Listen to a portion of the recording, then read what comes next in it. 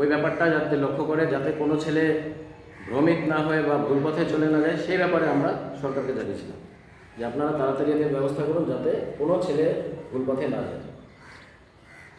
আর ত্রিপুরার ব্যাপারেও বলছি, যেরকম ত্রিপুরাতে টোটাল ভেরিফাইড ভলেন্টিয়ার আছে 1775 সামথিং।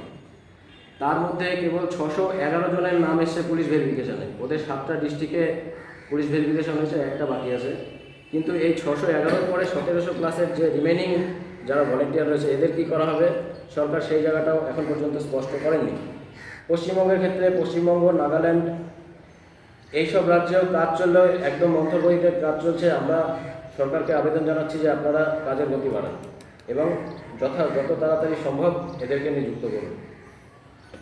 গত 16 ডিসেম্বর শহীদ সন্তোষ সিংয়ের মৃত্যু হয়েছে। 2 মাস অতিবাহিত হয়ে গেলেও সরকার পক্ষ থেকে এখনও কোনো রকমের কোনো কিছু বলা হয়নি এ সম্বন্ধে।